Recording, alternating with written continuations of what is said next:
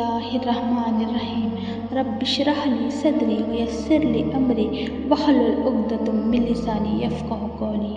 السلام علیکم دوستو، آپ تمام کیسے ہو؟ امید کرتے ہیں اللہ آپ تمام کو خوش و خرم رکھے، آمین یا رب العالمین۔ رمضان المبارک میں ہمیں یہ 30 دعائیں لازمی مانگنی چاہیے۔ یا اللہ میرے اور تمام مسلمانوں کے دلوں میں سکون عطا فرما۔ یا اللہ مجھے تیری ذات پر بھروسہ کرنے والا بنا دے۔ یا اللہ جنت والے نورانی اعمال زندگی میں عطا فرما دے۔ یا اللہ حلال روزی کے دروازے چاروں طرف سے کھول دے۔ یا اللہ ہمیں تقوی اور پرہیزگاری عطا فرما۔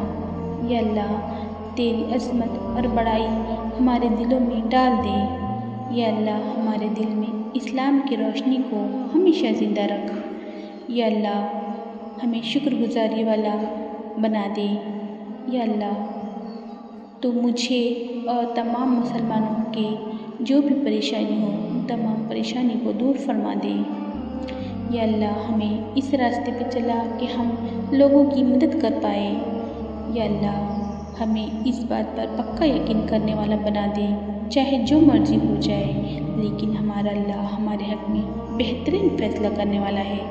یا اللہ ہم سب مسلمانوں کو جنت الفردوس میں اعلیٰ مقام عطا فرما۔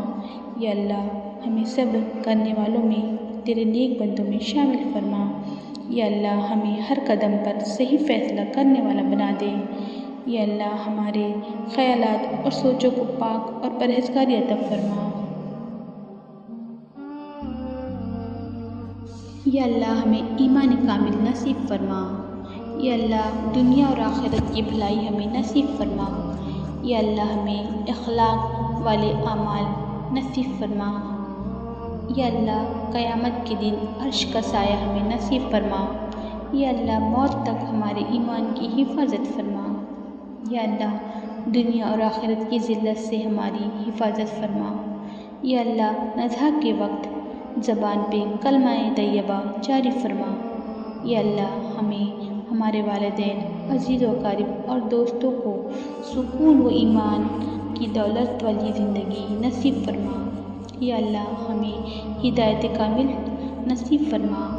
یا اللہ تیری رضا و خوشنودی والی زندگی عطا فرما۔ یا اللہ ہمیں تیرے عذاب سے ڈرنے والا بنا دے۔ یا اللہ اس رمضان المبارک کے پیارے و بابرکت مہینے میں زیادہ سے زیادہ نیک عمل کرنے کی توفیق عطا فرما۔ یا اللہ ہمیں محمد صلی اللہ علیہ وسلم کے روضہ مبارک پر جانا نصیب فرما۔ یا اللہ ہمیں رحم دل بنا دے۔ یا اللہ آخرت میں اپنا دیدار نصیب فرمانا۔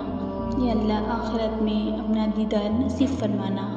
یا اللہ آخرت میں تمام امت محمدیہ کو اپنا دیدار نصیب فرمانا، آمین یا رب العالمین۔